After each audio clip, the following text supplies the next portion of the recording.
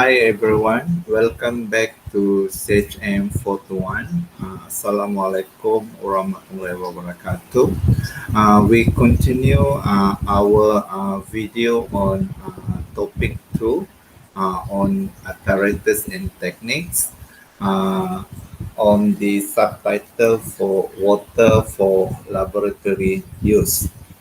They have several types of water normally used in a lab. We can have different grade of water, deionized water as well as distilled water. So three different grades of water. Grade 3, it can be used for ordinary analytical purpose. It prepared by distillation of tap water uh, or by deionization process or even by reverse osmosis process. Grade 2 normally used for sensitive analytical procedure like the analysis for substance in the trace quantity. So this grade 2 water prepared by redistillation of grade 3 and distillation the deionized water or the reverse osmosis water. The grade 1 water normally used for the most stringent requirement like using high end instrument like HPLC, which is ultra trace quantity. So it can be prepared by using grade 2 water, which is undergo the reverse osmosis or can be deionized process, and then filter using membrane filter post size of zero point 0.2 millimeter. The second type of water used in the laboratory is the ionized water, DI.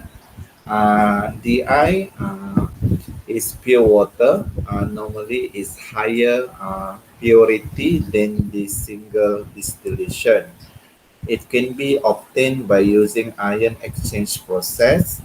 Normally, the DI water only contain the organic impurities. It does not contain the calcium, sodium, chloride, and bromine ion, except for the H3O plus or OH minus.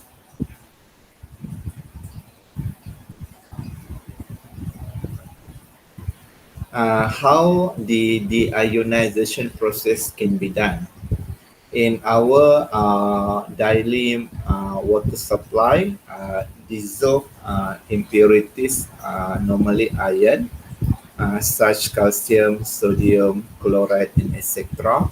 So the deionization will be remove these ions from the water by using the ion exchange. The positive charge ion, which is cations, and negative charge ions in ion will be exchanged with the hydrogen H plus and hydroxyl OH minus, because the resin inside the ion exchanger have a greater affinity to other ion. The ion exchange process will be occur on the binding side of the resin beads. Once depleted of exchange capacity, the resin bead can be regenerated by using concentrated acid and caustic, which strip away the accumulated ion through physical replacement, leaving only the hydrogen or the hydroxyl ion in their place. So this schematic diagram show how the ion exchange are taking place in order to produce DI water. As I mentioned in the tap water, it containing of a salt molecule, for example, sodium ion or Cl chlorine ion. So this sodium, which is cation positive plus, will be attracted into the resin bed with negative charge. This anion negative charge will be attracted into the positive side of the resin bed. Uh, and then the dissolved salt, sodium chloride molecule will be exchanged its ion with the Bits ion. The Bits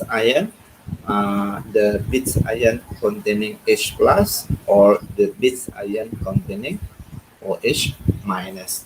So they will do the exchange. They will exchange the ions, and the H plus and OH minus will be combined to produce the ionized water.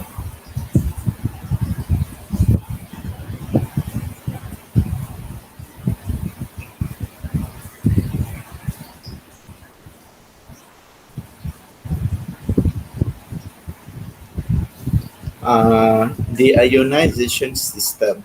The ionizer can be exits in several forms.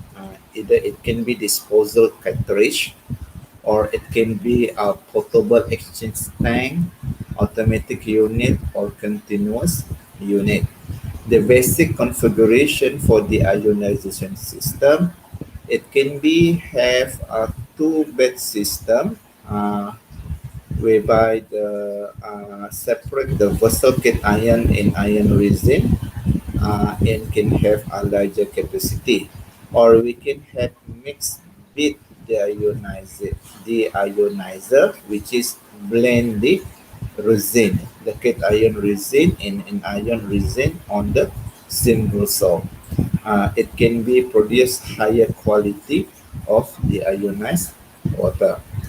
So several testing can be done to check the ionized water quality, because the quality of ionized water can be varies. It's depending on the type of resin used, depending on the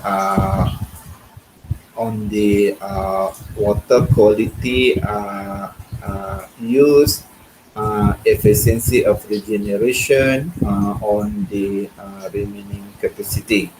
So, because of this variable, it is critical in many deionized water application to know the precise quality.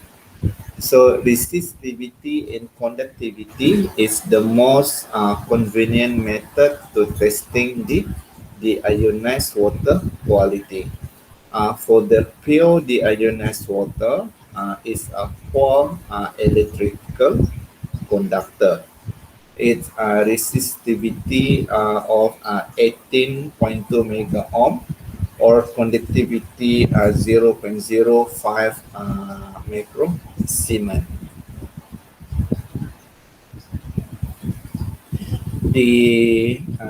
The amount of ionized substance or salt dissolved in the water which determine the ability to conduct electricity. This why resistivity and conductivity is a good method to test the quality of the ionized water. We also have several issues on the ionized water. Uh, we know the ionized water is usually a pure form of water. Uh, is we know water actually is very aggressive solvent because water can attack the metal, plastic, or the standard steel. And also the water can be dissolve the CO2 in the air. So if someone to drink the ionized water, it's not good because it will have the opposite effect of the vitamin. The ionized water will drawing out the minerals and vitamin in your body because the ionized water only have H and also OH minus.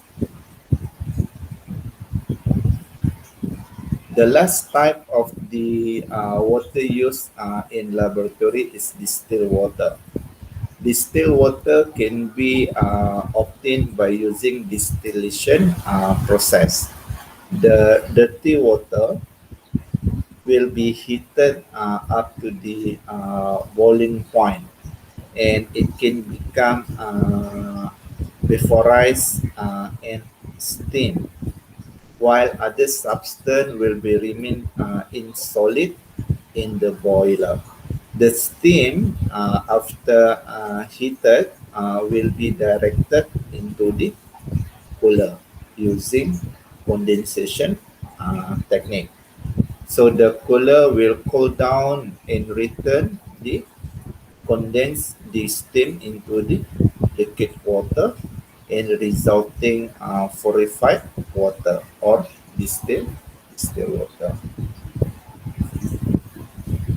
So this is another diagram showing the distillation process to produce distilled water.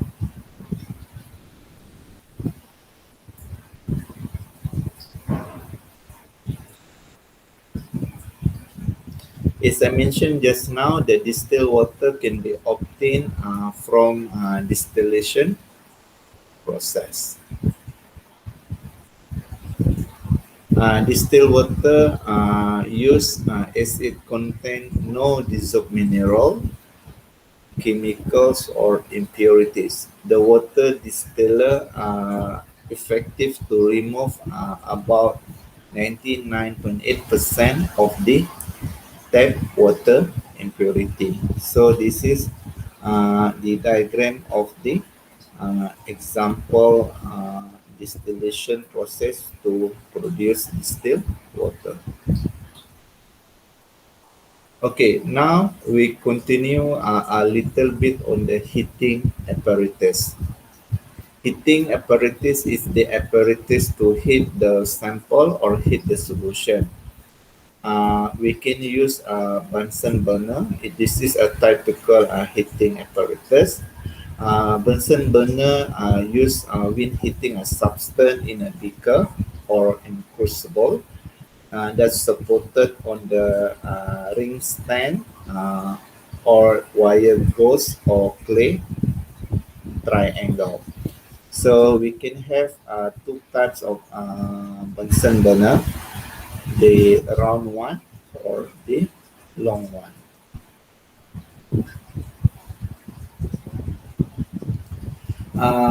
When we using the Bunsen burner, we should know how to adjust the air mixture valve. When we open the air mixture valve, it will make the flame become hotter and larger because it's more oxygen will help the combustion process. When we close the air valve, the flame will be burn cooler and smaller. So the Bunsen burner, we can have a heating flame or we can have a safety flame. Heating the hotter and larger when we open the air valve, or when we close the air valve is only safety flame. So the middle part of the flame normally is the hottest part. The outside portion is oxidizing flame is a safety flame. Another heating apparatus that normally used in the lab is hot plate. We can have hot plate with uh, head controller only, or we can have hot plate with head controller with the steering controller. So normally we use a hot plate to speed up heating up the any solution in container or under control temperature.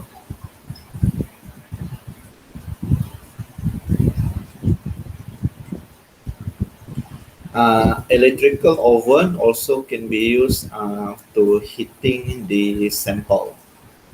Uh, it can be used in various application for the electrical oven. Either it can be used for drying a sample of product, or it can be used for sterilizing or baking on different application like in the medical, agriculture, or industrial research, or it can be getting rid the fungus by using the dry heat. So this is an example of electrical oven. We also can have a microwave oven. Normally, it's used for digestion of sample during the sample preparation. Last but not least, the heating apparatus is a furnace. Furnace is used to heat a sample at higher temperature. It can be hit the temperature higher temperature than oven. Normally above 300 degrees Celsius up to 105,000 above 300 degrees C up to 1,500 degree C.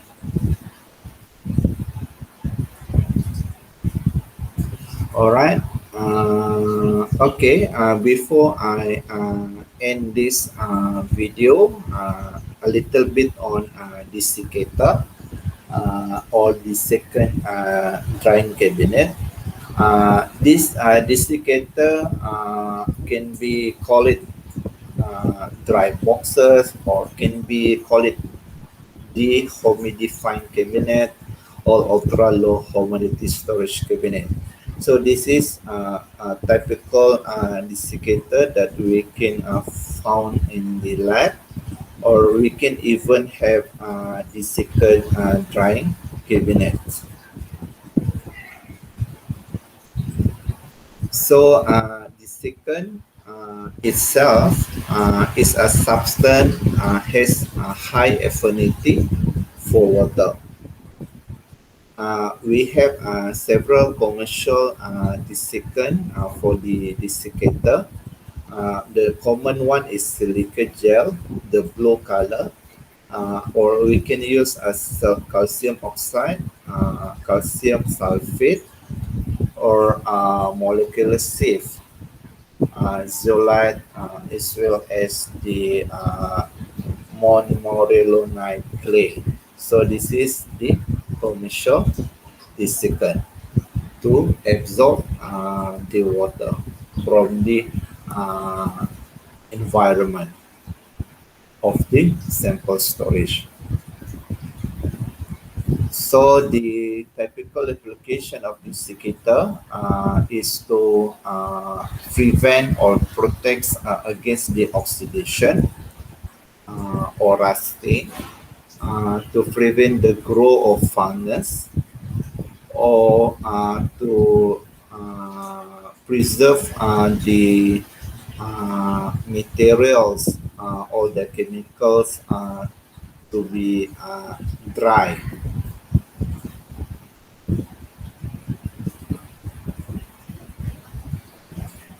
All right, that's all for this video. On the next video, we will continue on the filtration and titration. Thank you very much. See you again on the next video.